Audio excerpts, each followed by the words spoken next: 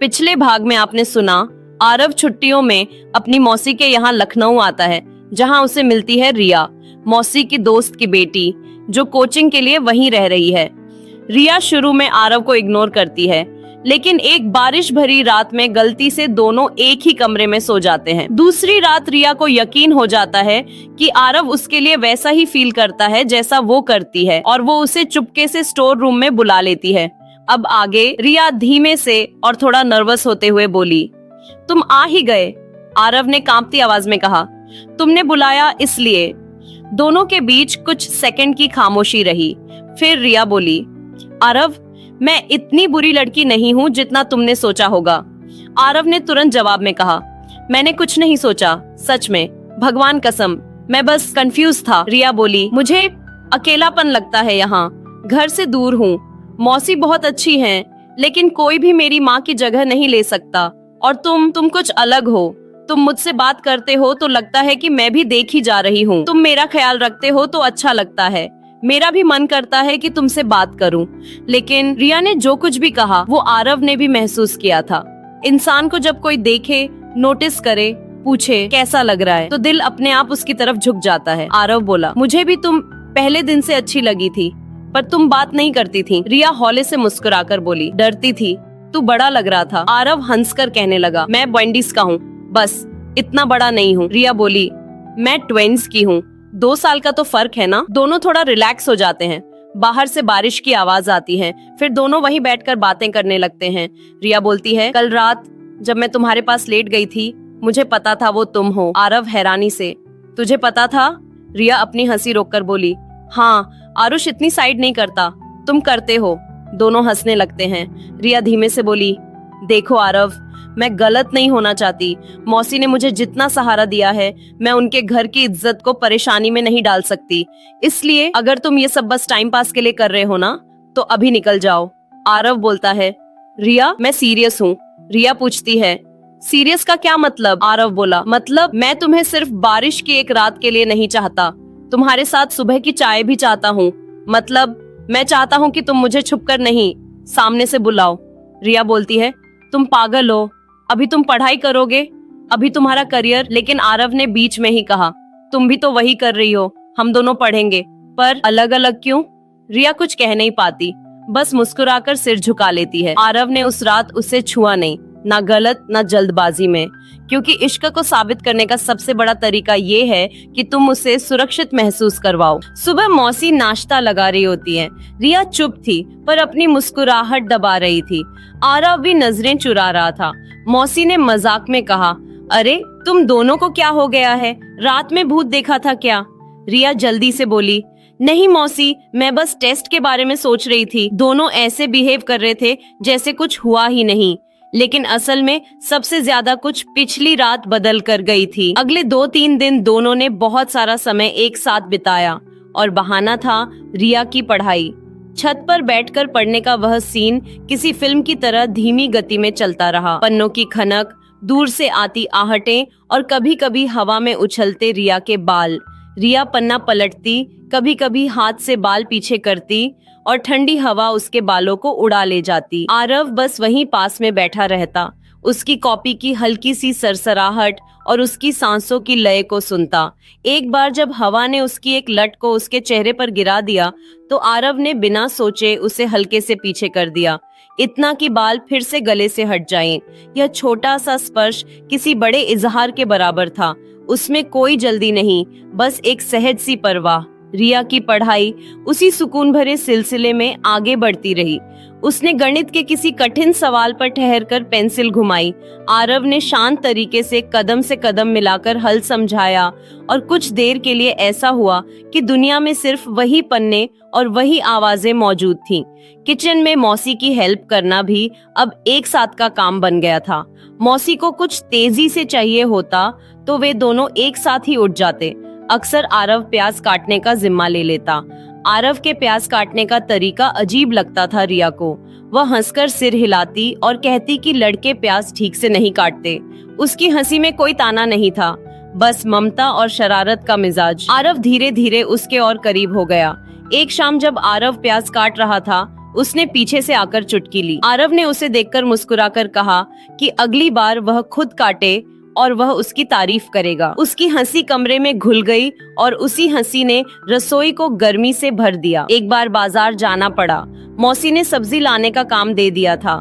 रास्ते में दोनों साथ चल रहे थे, छोटे छोटे थैलों के साथ, बस किसी रोजमर्रा की जरूरत के लिए निकले हुए। मोहल्ले वालों की नजरें अक्सर जिज्ञासु हो जाती हैं और उस दिन भी कुछ लोग उनकी तरफ देखते हुए मुस्कुरा रहे थे। वहीं एक बूढ़ी अम्मा ने कोई टिप्पणी की, ये तो अच्छे जोड़े लग रहे हैं, और लोग हल्के से सर हिलाने लगे। रिया के गालों पर हल्की सी शर्म छा गई। वह झुकी और जल्दी से कहा, नहीं नहीं। उसके चेहरे पर बचकानी सी झिझक और शर्मिंदगी थी, पर उसकी आंखों में वह चमक भी थी जो बताती थी कि उसे ये सब कुछ अच्छा लग रहा था। उन दोनों ने अपनी अपनी थैलियां थोड़ी जिम्मेदारी से पकड़ी, जैसे कोई बाहरी दुनिया उनके निजी पल को मान्यता दे रही हो। रात होते ही दोनों अलग अलग कमरों में लौटते, पर टेक्नोलॉजी ने उनकी दूरी को कम कर दिया था। मोबाइल स्क्रीन पर छोटा सा चैट विंडो खुले रहना अब रोज का हिस्सा बन गया था। कभी कभी सिर्फ 2-3 शब्दों की अदला बदली होती, कुछ बॉयफ्रेंड गर्लफ्रेंड जैसा हल्का फुल्का फ्लर्ट, कुछ गहरे असर वाली लाइनें। रिया आरव को गुड नाइट भेजा करती और आरव कुछ मीठी बातें जवाब में पलटकर भेज देता। उन संदेशों में एक सहजता थी, जैसे वे दोनों ही रोज की थकान के बीच एक दूसरे को याद कर रहे हों। रिया लिखती, सो गए? आरव लिखता, नहीं। तुम? रिया लिखती, अभी नहीं, थोड़ा सा पढ़ना बाकी है। आरव लिखता, ठीक है, मैं तुम्हारे लिए अगला सवाल हल कर दूंगा। फिर रिया लिखती, बारिश कैसी लग रही है? आरव लिखता, तुम जो पास हो वैसी बारिश सबसे अच्छी लगती है।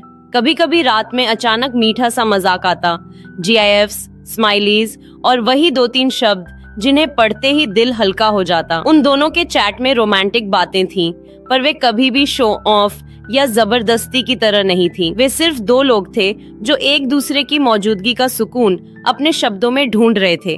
एक बार जब बाहर बारिश का जोर बढ़ गया तो उसने लिखा, रिया, खिड़की से बारिश देख रही हूँ, ठंडी हवा आ रही है।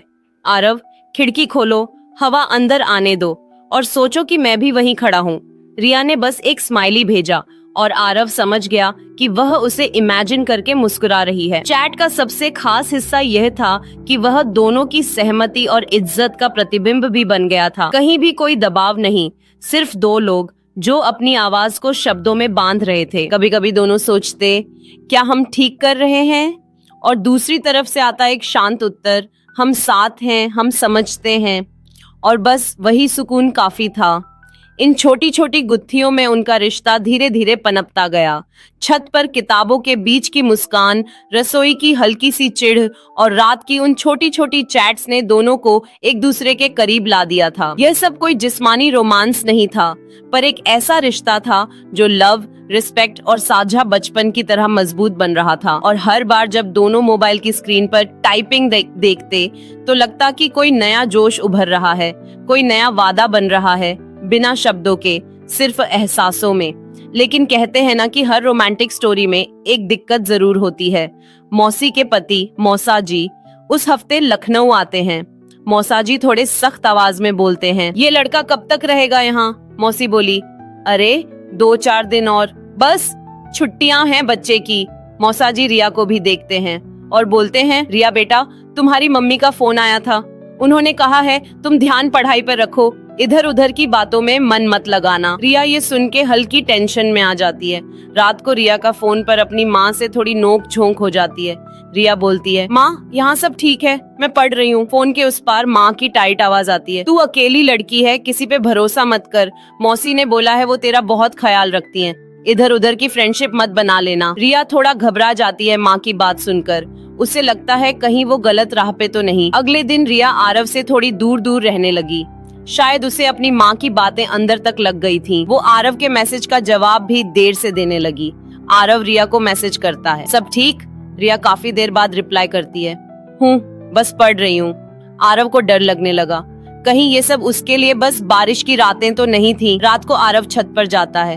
थोड़ी देर बाद रिया भी वहाँ आती है, लेकिन रिया को यह पता नहीं होता कि आरव भी छत पर है। आरव थोड़ा सकुचाते हुए बोला, तू दूर दूर क्यों हो गई? रिया ने नजरें झुकाए हुए ही कहा, तुम्हें क्या लगता है आरव, दुनिया इतनी आसान है? मौसी ने मुझे अपने घर में रखा है, अगर उन्हें जरा भी लगे कि मैं यहाँ किसी लड़के से तो आरव बोला, तो हम साफ साफ बोल देंगे। रिया ने तुरंत कहा, अभी ऐसे ही बिना कुछ सोचे समझे, बिना करियर बनाए? आरव बोला, बनाएंगे। पहले मैं घर जाकर माँ से बात करूंगा। मैं हमारे रिश्ते को मजाक में बिल्कुल नहीं ले रहा। रिया बोली, और अगर तुम्हारी माँ को मैं पसंद न आऊं तो? आरव बोला, वो किसी को ज्यादा जज नहीं करती। रिया धीमे से बोलती है, लेकिन मेरी माँ करती है।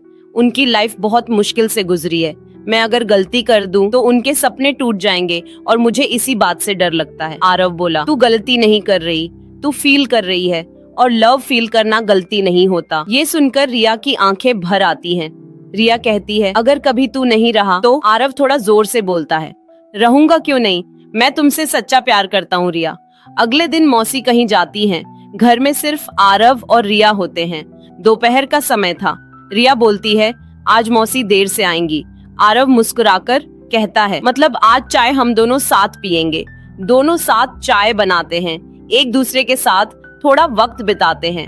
आरव रोमांटिक मूड में रिया को छेड़ता है, फिर थोड़ा गंभीर स्वर में बोलता है, रिया, मैं जब वापस जाऊंगा ना, मैं मम्मी को सब बता दूंगा।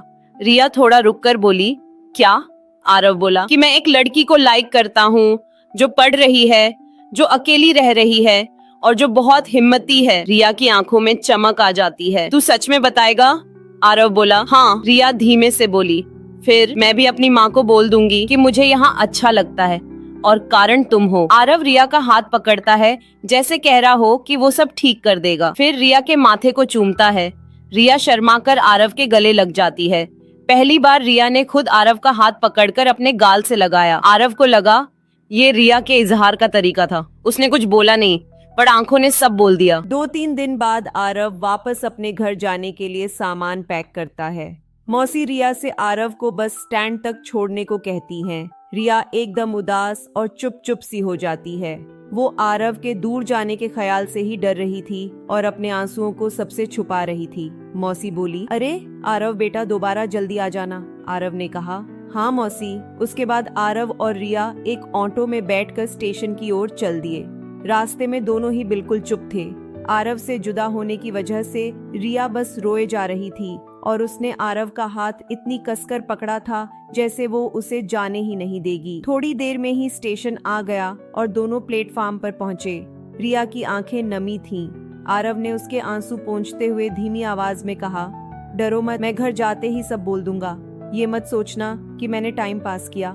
रिया सिर झुकाकर धीमे से बोली, मैं इंतजार करूंगी। तभी ट्रेन के आने का सिग्नल हुआ और आरव ने रिया के माथे पर एक चुंबन दिया और अपने हाथ धीरे से छुड़ाकर ट्रेन में चढ़ गया। रिया ने अश्रुपूर्ण आंखों से हाथ हिलाकर आरव को विदाई दी। उसका मन बहुत अधीर हो रहा था कि पता नहीं कब वो दोबारा आरव को देख पाएगी, कब उससे मिल पाएगी। ये सोचते सोचते ही आरव और ट्रेन दोनों आंखों से ओझल हो गए। रिया बहुत भारी मन से घर वापस लौट गई। घर जाते वक्त आरव को पहली बार लगा कि जैसे वो खाली हाथ नहीं जा रहा, वो किसी का भरोसा लेकर जा रहा था। और जिस दिन एक लड़का किसी लड़की का भरोसा लेकर जाता है, उस दिन उसे अपने घर वालों से झूठ बोलने का हक नहीं होता। सुबह आरव घर पहुंचते ही सबसे पहले रिया को कॉल करता है और अपने सकुशल पहुंचने की खबर देता है और साथ ही सांत्वना भी कि वो कभी भी रिया को धोखा नहीं देगा। फिर दोनों बहुत देर तक प्यार भरी बातें करते हैं, जैसे एक प्रेमी अपनी प्रेमिका से करता है। रात को जब आरव अपने मम्मी पापा के साथ डाइनिंग टेबल पर खाना खाने बैठा होता है, तब उसके मम्मी पापा उसके लखनऊ ट्रिप के बारे में पूछते हैं। तभी आरव अपनी माँ से कहता है, माँ, मैं एक लड़की से मिला हूँ। माँ आरव को सवालिया निगाहों से देखती है। माँ बोली, लखनऊ वाली मौसी के यहाँ? आरव ने कहा, हाँ। माँ हंसते हुए बोली, तू गया था 2 दिन के लिए, वहाँ भी तुझे लड़की मिल गई? आरव सीरियस टोन में बोला, माँ, मैं मजाक नहीं कर रहा, मैं सच में उसे पसंद करता हूँ। वो बहुत अच्छी है, पढ़ रही है, अकेली रहती है और मुझे लगता है उसे भी मैं अच्छा लगता हूँ। माँ देखकर अंदाजा लगा लेती है कि बेटा पहली बार सच में सीरियस हुआ है। माँ बोली, ठीक है, पहले हम तेरी मौसी से बात करेंगे। देखो दोस्तों, लड़के अगर साफ नीयत से प्यार करें तो लड़कियों का नाम खराब नहीं होता। प्यार छुपाकर नहीं, खुलकर करना चाहिए। 2 दिन बाद आरव के मम्मी पापा आरव के साथ लखनऊ मौसी के घर पहुंचते हैं। मौसी सबको देखकर आश्चर्यचकित हो जाती है और बहुत खुश भी। रिया का चेहरा लाल हो गया था और ऐसे खिल रहा था जैसे पतझड़ के बाद कली से फूल खिलता है। रिया सबको देखकर सारा माजरा समझ जाती है और शर्माते हुए किचन में चाय बनाने चली जाती है। माँ बोलती हैं, दीदी हम आपसे आरव और रिया के बारे में कुछ बात करना चाहते हैं, इसीलिए खास आए हैं। मौसी हंसकर बोली, अरे हाँ, मुझे तो उसी दिन समझ आ गया था जब से ये दोनों पढ़ने बैठे थे, तभी से इनके चेहरे बदल गए थे। सब हंसने लगते हैं। रिया शर्माकर ट्रे नीचे रख देती है। आरव की माँ रिया से पूछती हैं, तुम्हें भी हमारा लड़का पसंद है ना? रिया एकदम शर्माकर सिर झुका लेती है और हल्के से हूँ कहती है। मौसी बोली, अरे लड़की बहुत सीधी है। आरव के जाने के बाद मैंने रिया से बात की थी उसके मन की बात जानने के लिए, और रिया ने मुझे सब कुछ बता दिया था। मैंने ही इसे कहा था पढ़ाई पहले, अगर तुम लोग साथ हो और ये दोनों भी राजी हैं तो हम कौन होते हैं बीच में बोलने वाले। आरव के पापा गंभीर पर नरम स्वर में बोले, बस एक शर्त है, तुम दोनों अपनी पढ़ाई बीच में नहीं छोड़ोगे। आरव बोला, नहीं छोड़ेंगे पापा। रिया भी झट से बोल पड़ी, नहीं छोड़ेंगे। और बस उस दिन आरव को लगा कि पहली बार किसी लड़की को उसने सिर्फ चाहत से नहीं बल्कि जिम्मेदारी से भी देखा है।